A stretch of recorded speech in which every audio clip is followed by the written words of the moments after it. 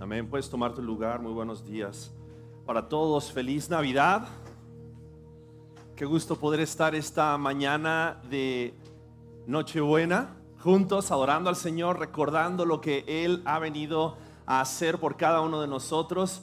Y es un gusto que podamos también no solamente adorar y cantar estos nombres de Jesús que tienen un significado muy especial, un simbolismo muy especial, pero también ahora al abrir la palabra, me gustaría que podamos enfocarnos en la razón por la cual Jesucristo vino a este mundo. Hemos estado durante estas últimas 3 semanas y con esta 4ª semana hablando acerca del Adviento. Y esta expresión Adviento significa la venida. Creemos en el primer Adviento, que es la primera venida de Cristo, donde Cristo Jesús vino como hombre y se tomó la forma de siervo, y Él estuvo dispuesto a obedecer a Cristo, ofreciéndose en sacrificio en la cruz del Calvario. Y esperamos el segundo Adviento, esperamos la segunda venida de Cristo, cuando Cristo venga por su iglesia, cuando Cristo venga por cada uno de nosotros, y cuando Él ya no vendrá como siervo, sino que vendrá como rey y reinará por toda la eternidad. Pero cuando hablamos acerca de la venida de Cristo, me gustaría que podamos reflexionar acerca de esto por unos minutos. Y si tienes una Biblia, te invito a que la abras en Gálatas capítulo 4. Gálatas capítulo 4. Y vamos a estar leyendo algunos versículos de este pasaje. Pero cuando recién cantábamos esta última canción, hacíamos referencia a Isaías capítulo 9, versículo 6, cuando dice: un niño... El profeta Isaías había profetizado, había anunciado que vendría el nacimiento del Salvador, vendría el nacimiento de aquel que nacería, y a través de su nacimiento y su vida y su resurrección, muerte y resurrección, Él traería salvación. Pero Isaías no veía todo el panorama. Isaías solamente sabía que vendría aquel que vendría a liberar al pueblo de Israel. Y Isaías en capítulo 9 versículo 6 dice: un niño nos es nacido, un hijo nos ha sido dado, y la soberanía reposará sobre sus hombros, y se llamará su nombre Admirable Consejero, Dios Poderoso, Padre Eterno, Príncipe de Paz. Y cuando el pueblo de Israel pensaba y reflexionaba en la venida de este que vendría a ser ese príncipe de paz, ese admirable consejero, ese Dios poderoso y Padre eterno, durante años el pueblo de Israel había estado ansiando la venida de su Mesías.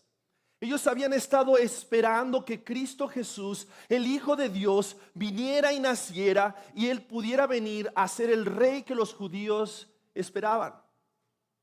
Pero creo que en esta época reflexionamos y pensamos mucho acerca del nacimiento de Jesús, y cada vez que lo hacemos vemos que el nacimiento de Jesús tal vez no vino a ser como los judíos estaban esperando. Ellos esperaban un rey que viniera con toda su gloria, que viniera con toda su pompa, que viniera tal vez con todo su reinado a imponerse por encima del gobierno de los romanos, que en ese tiempo estaban oprimiendo a los judíos.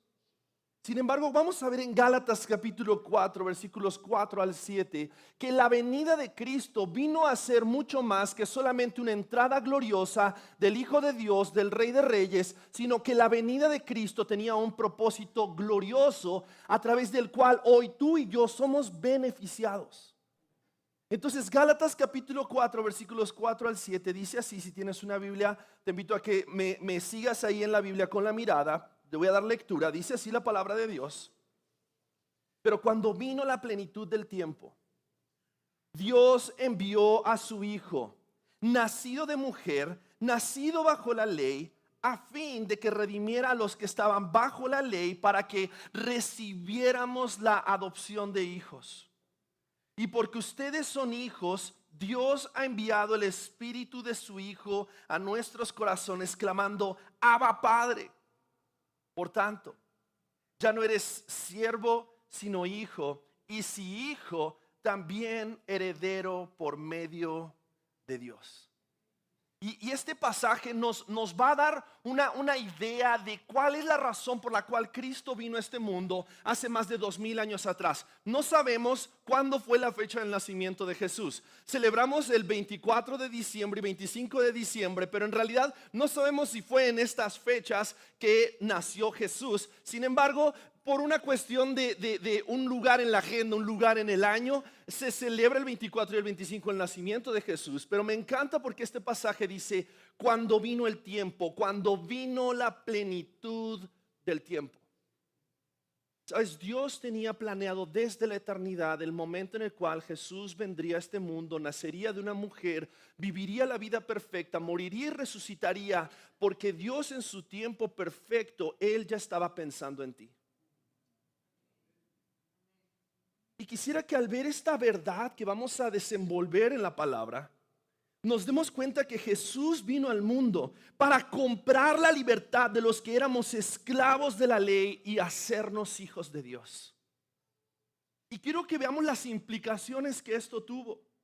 Porque lo primero que vemos en este pasaje, en el versículo 4, es la venida de Cristo de acuerdo a la ley. Mira lo que dice. Dice, cuando vino, y lo primero que dice es la plenitud del tiempo. Durante años, miles de años, el pueblo de Israel había estado esperando la venida de su Mesías. Y estoy seguro que muchos ya se habían tal vez agotado, ya se habían frustrado de estar esperando la venida de aquel que vendría a ser su libertador. Y muchas de estas personas ansiaban la venida de su Mesías, pero no fue sino hasta cuando se dio la plenitud del tiempo. Y en el contexto, lo que está escribiendo aquí el apóstol Pablo en Gálatas, lo está haciendo referencia a cuando llegara el momento de madurez del pueblo de Israel para poder recibir a su Mesías.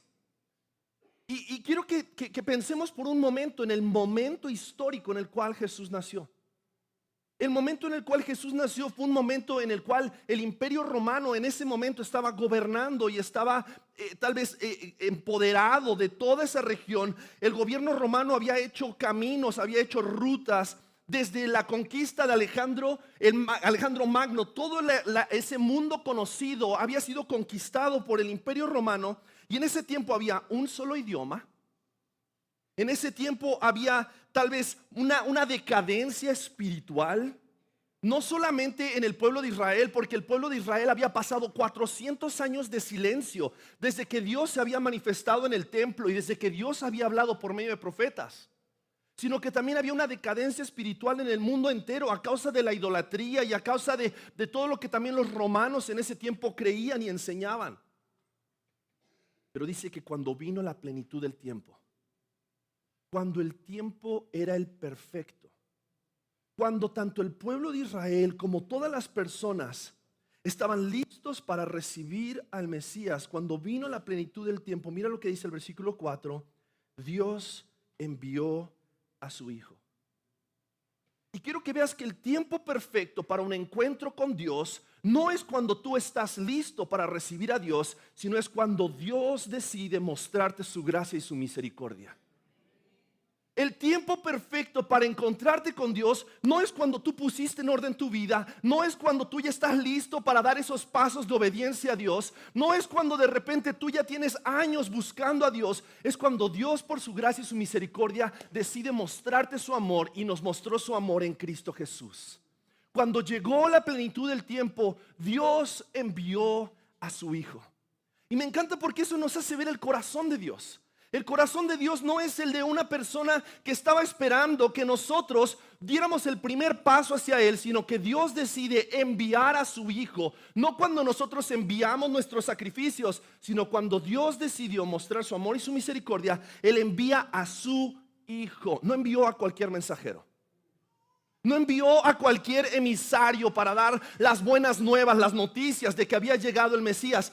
Él envió a su propio Hijo como el Mesías, como el Salvador, como aquel que se ofrecería después de 33 años como el sacrificio para que tú y yo pudiéramos ser beneficiados por su muerte. Cuando llegó la plenitud del tiempo, Dios envió a su Hijo. Génesis capítulo 3, versículo 15. Desde Génesis Dios ya había anunciado que llegaría el momento en que Él enviaría a un hijo que nacería de una mujer.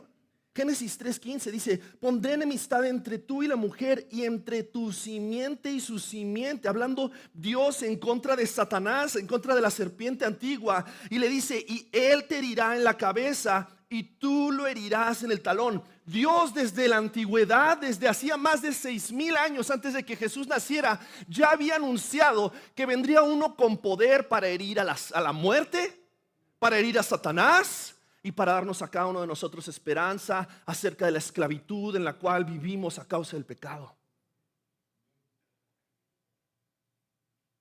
Y Juan capítulo 1 versículo 14 nos cuenta que el Verbo se hizo carne y habitó entre nosotros y vimos su gloria, gloria como del unigénito del Padre, lleno de gracia y de verdad. Y cuando nosotros en este tiempo, en estas fechas, vemos un pesebre, generalmente cuando ves el pesebre ves al niño Jesús, ¿no? Ahí acostado en ese pesebre. Y cuando ves al niño Jesús lo ves tan indefenso. Lo ves tan sencillo en un pesebre tal vez de madera. Se cree que Jesús realmente no nació en un pesebre hecho de madera, sino que era tal vez un hueco en la piedra donde José y María pusieron al niño. Pero aún en esa humildad y aún en esa fragilidad, Jesús era el Hijo unigénito de Dios, quien dejó su gloria en los cielos. Y al vivir la vida que Él vivió y morir en la cruz, la muerte que Él murió, Dios le dio a Él un nombre que es sobre todo nombre. Porque Jesús, el Hijo de Dios, vino y se hizo carne, habitó entre nosotros. Y dice Juan, vimos su gloria. Vimos su gloria, porque la gloria de Jesús no estuvo en el lugar donde Él nació, no estuvo en la familia tal vez afluente de la cual Él nació. La gloria de Jesús residía en que Jesús es el Hijo de Dios. Y en que Jesús, el Hijo de Dios, vino a este mundo, se hizo hombre, habita entre nosotros. Y esa gloria del unigénito del Padre nos reveló a nosotros la gracia y la verdad de Dios. ¿Cuál es esa gracia? La gracia de Dios es ese regalo inmerecido en que nosotros, no buscando a Dios, porque la Biblia dice, no hay quien sea bueno, no hay quien haga lo bueno, no hay quien busque a Dios. Nosotros que no buscábamos a Dios, fuimos encontrados por la gracia de Dios. El amor de Dios nos persiguió a tal punto. El amor de Dios hoy te persigue a ti a tal punto que Dios no va a dejar de mostrarte su amor, aun cuando tú muestres indiferencia y rebeldía y te resistas a su gracia. Pero el amor de Dios nos muestra esa gracia, ese regalo que no merecemos, pero también nos revela la verdad de Dios. De que si bien Dios es un Dios amoroso, pero también es un Dios justo. Y su justicia no se contrapone a su amor. Dios nos muestra su amor viniendo y ofreciendo para que nosotros recibamos su gracia, pero al mismo tiempo, porque Dios es un Dios justo, Dios debía castigar el pecado del hombre. Y la verdad es esta: Dios en Jesús nos ofrece el camino, la verdad y la vida. Y para que tú y yo podamos disfrutar de esas tres cosas, Cristo Jesús tuvo que morir en la cruz del Calvario. Y gracias a que Jesús se ofrece por nuestro pecado, porque Romanos capítulo 6 versículo 23 dice que la paga del pecado es muerte, pero la dádiva, el regalo, la gracia de Dios es vida eterna en Cristo Jesús, Señor nuestro. Cuando llegó el tiempo perfecto, Dios envió a su Hijo Jesús. Y este Hijo Jesús dice que nació de una mujer, pero también dice nació bajo la ley. ¿Sabes? Jesús cumplió todo lo que estaba establecido por la ley, desde su nacimiento, su circuncisión, su presentación, y todo lo que Él hizo, lo hizo conforme a la ley. Y la razón por la cual Él lo hizo de esta manera es para que tú y yo, que muchas veces vivimos bajo la expectativa de querer cumplir la ley, nosotros hoy podamos descansar que porque Él nació bajo la ley, vivió toda la ley, nosotros hoy podemos descansar en que por su obediencia a la ley, nosotros podemos ser beneficiados y recibir el perdón de nuestros pecados. No sé cuántos de ustedes se pueden llegar a identificar con el hecho de que vivimos constantemente buscando la aprobación. Y cuando eres hijo, constantemente estás buscando la aprobación de tus padres. Tengo 4 hijos: Gabriel de 8, Lidia de 6, Caleb de 3 y Joel de 6 meses. Y es increíble ver cómo nuestros hijos con Michelle constantemente están buscando que nosotros les mostremos nuestra aprobación. No siempre son los más obedientes. Son pecadores como todos los niños. No porque sean hijos de pastor nacen glorificados. Son bien pecadores.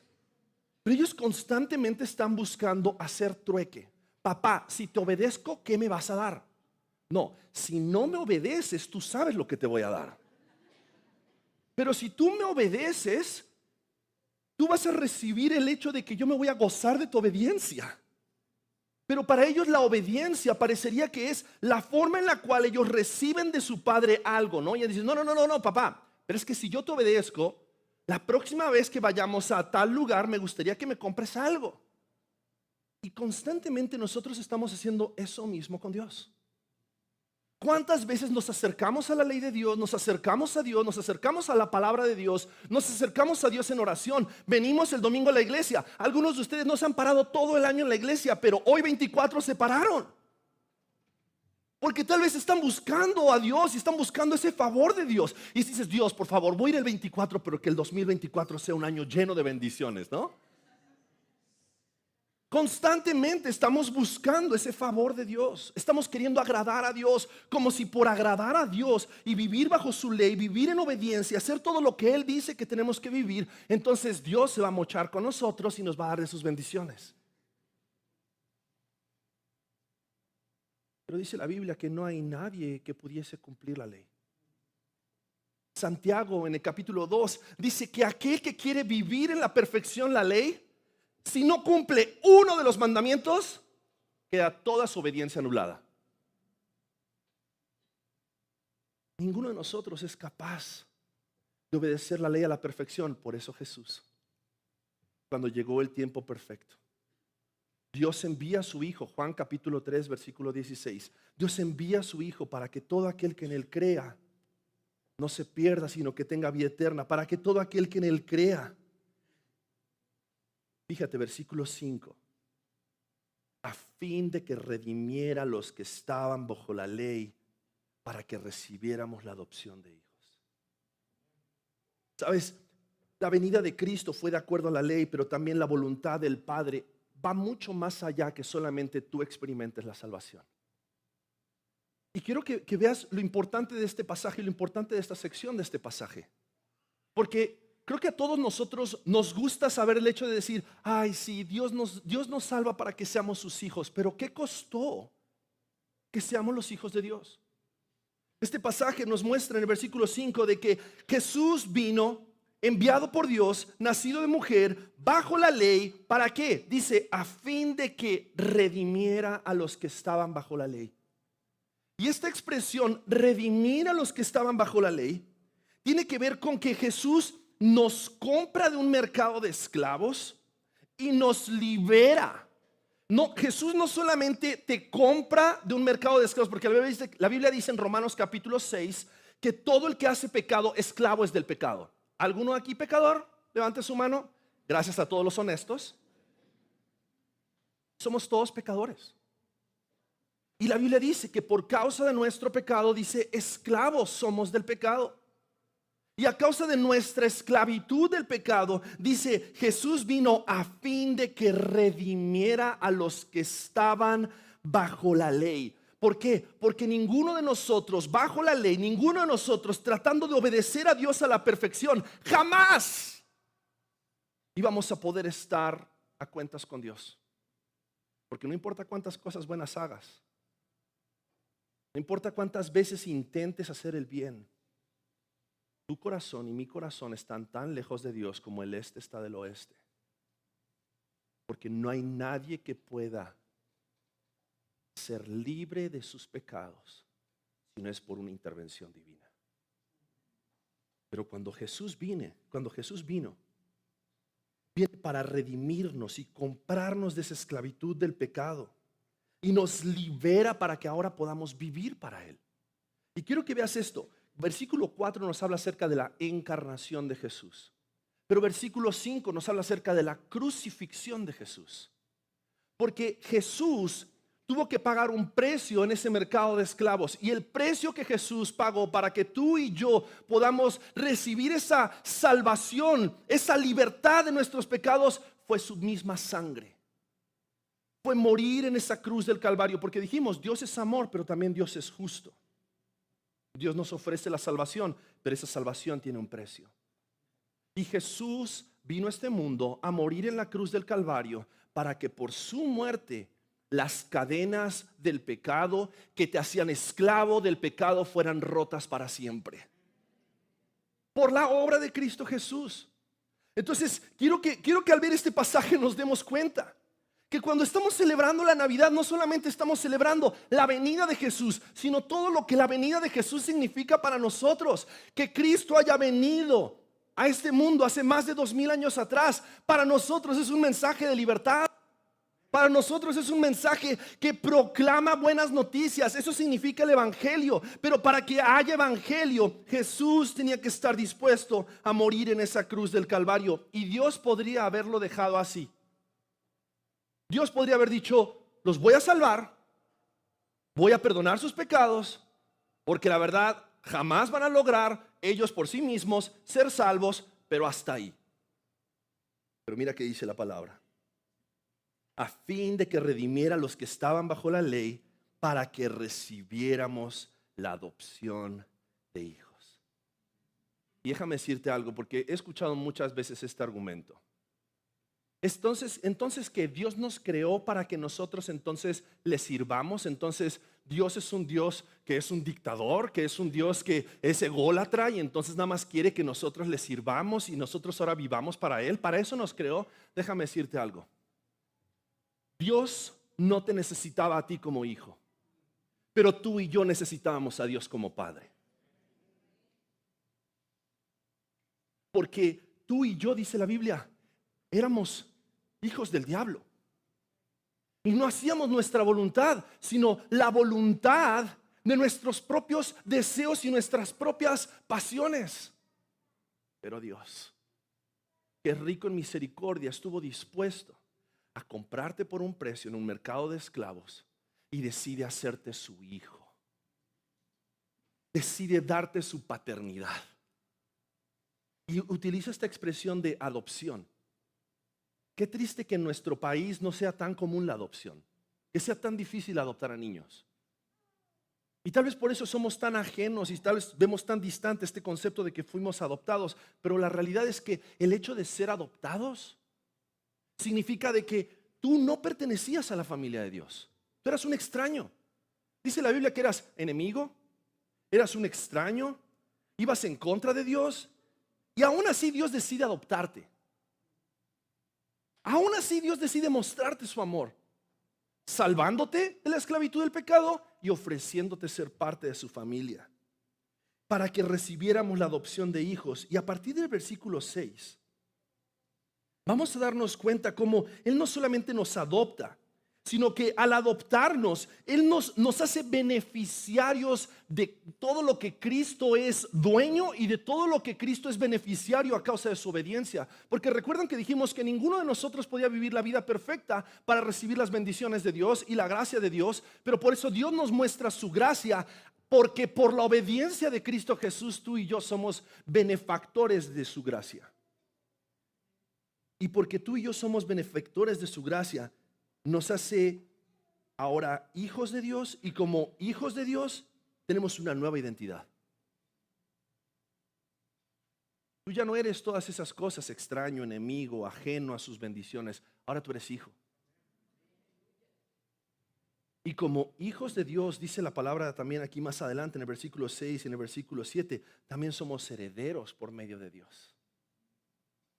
¿Y por qué esto es tan importante? Porque al Cristo darnos por medio de su muerte en la cruz esa posibilidad de ahora ser herederos, me encanta, porque el hecho de que ahora nosotros seamos herederos, y aquí hay un concepto muy interesante que los romanos entendían en esa época en la iglesia de Gálatas, pero que nosotros necesitamos entender también, es que cuando una persona llegaba a la mayoría de edad, entonces todos los derechos que tenía como heredero, entonces podía empezar a disfrutarlos. Después de los 21 años de edad, tú y todos tus hermanos recibían la dote por parte del padre para entonces poder ser herederos de todo lo que el padre tenía para con sus hijos. Pero cuando vino el tiempo perfecto, Jesús, el Hijo de Dios, porque Él vino en el momento de la madurez perfecta para que el pueblo de Dios recibiera las bendiciones, por su obediencia nos hace a nosotros herederos automáticamente por medio de la fe en Cristo Jesús. Y porque ahora nosotros somos herederos, Dios no nos adopta para que nosotros solamente disfrutemos de sus beneficios, sino que mira el versículo 6, dice, y porque ustedes son hijos, Dios ha enviado al Espíritu de su Hijo a nuestros corazones. Y es increíble entender este concepto, porque es el mismo Espíritu que en todo el Antiguo Testamento venía y moraba por encima de las personas que obedecían a Dios y los empoderaba para que ellos pudieran hacer grandes cosas para Dios. Los profetas, los jueces, el Espíritu de Dios estaba con ellos. Jesús nace por la obra del Espíritu Santo.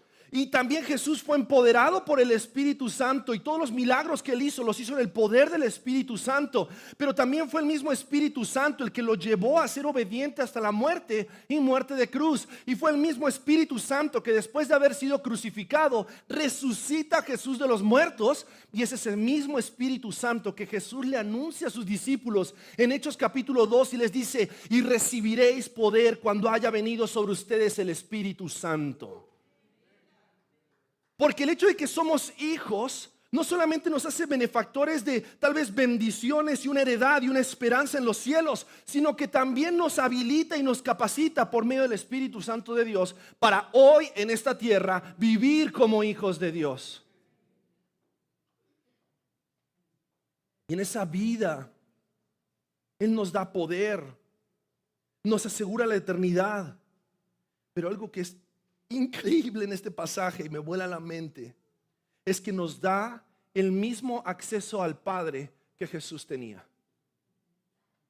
Cuando leemos aquí este versículo y leemos que porque ustedes son hijos, Dios ha enviado el Espíritu de su Hijo a nuestros corazones, clamando Abba Padre.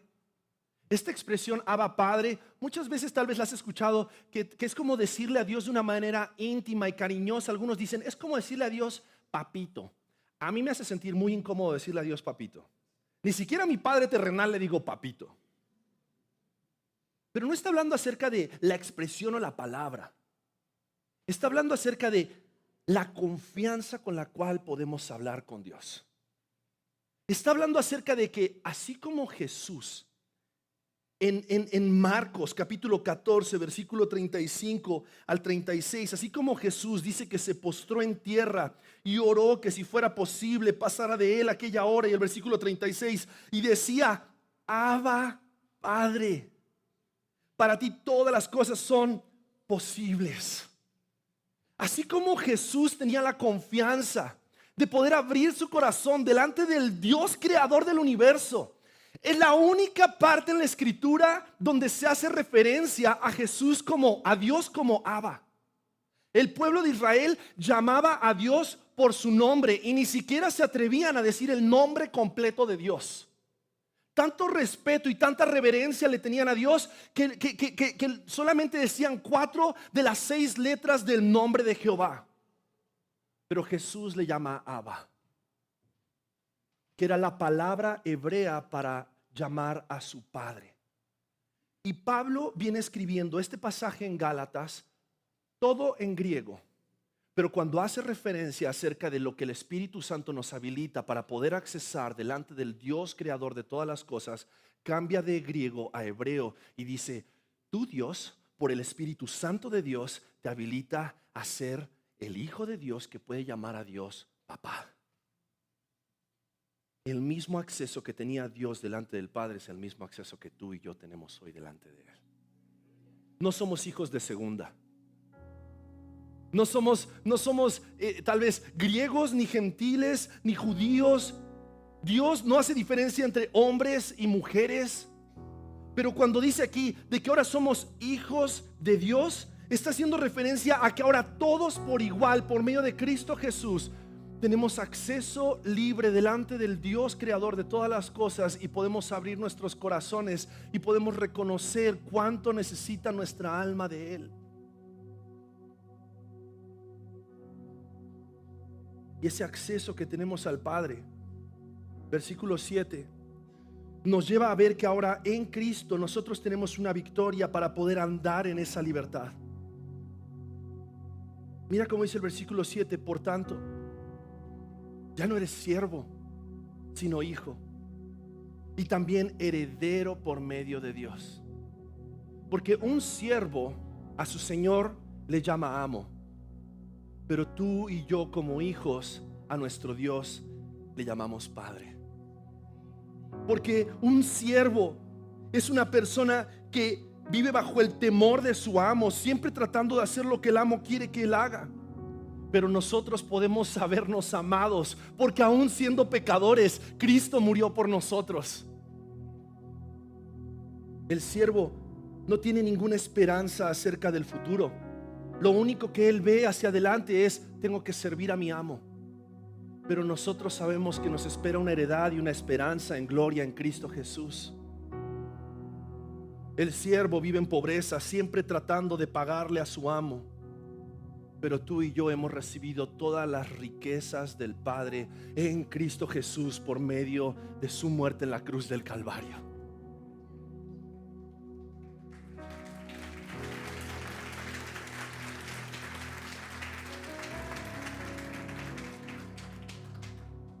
Romanos capítulo 8 versículos 15 al 17 dice: pues ustedes no han recibido un espíritu de esclavitud para volver otra vez al temor, sino que han recibido un espíritu de adopción como hijos, por el cual clamamos: Abba, Padre.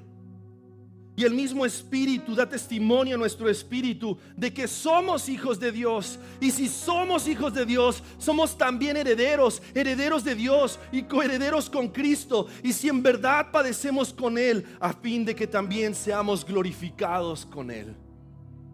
Porque nuestro tiempo sobre esta tierra es pasajero, y las circunstancias que nos rodean en esta tierra son pasajeras.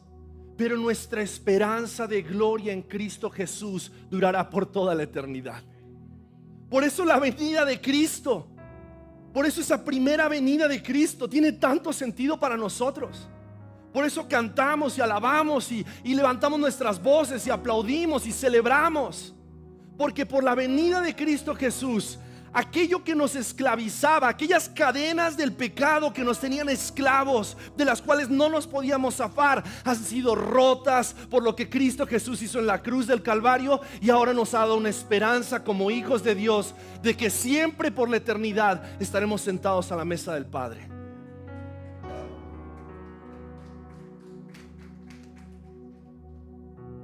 Dios santo, queremos venir en este momento delante de ti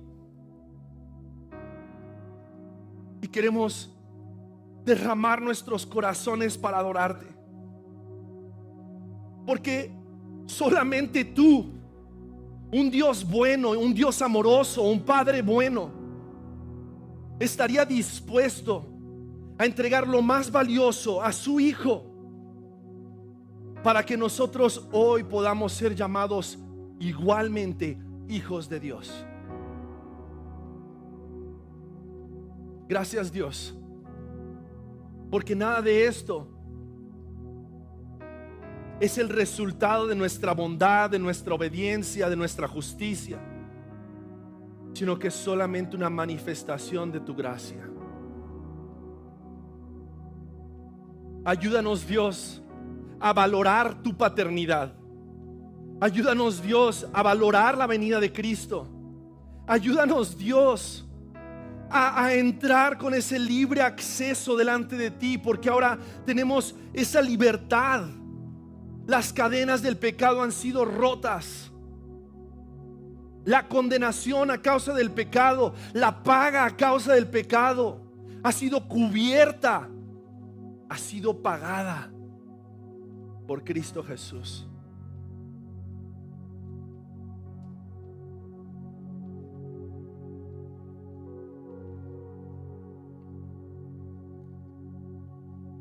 Quisiera tomar un momento esta mañana,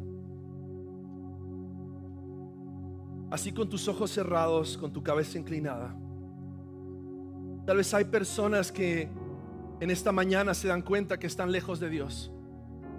Se dan cuenta que sus corazones están lejos de Dios, que siguen viviendo bajo la esclavitud del pecado, pero que hoy entienden que hay un Padre que los ama, que envió a su Hijo a morir en la cruz del Calvario para que tú puedas recibir el perdón de tus pecados. Y si hoy tú quieres experimentar la libertad que Cristo quiere traer a tu vida, quiero invitarte a que ahí donde tú estás puedas decirle con tus palabras, puedas decirle: Dios, me doy cuenta que estoy lejos de ti, que mis pecados me separan de ti, pero hoy reconozco que en Cristo Jesús tú me ofreces el perdón de mis pecados, la salvación, la adopción y la vida eterna.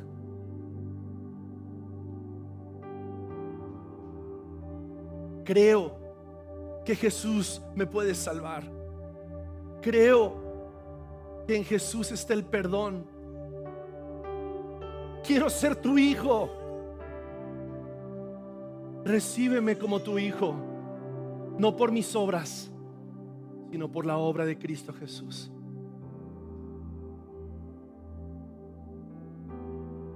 Si esa es tu oración en esta mañana,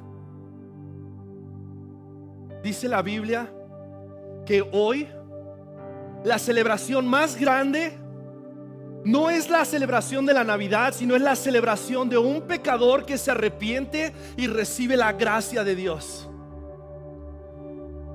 Así que si esa es tu oración el día de hoy, y hoy de corazón tú estás poniendo tu fe en Cristo Jesús, quiero invitarte a que hagas algo muy especial que va a requerir de mucho valor.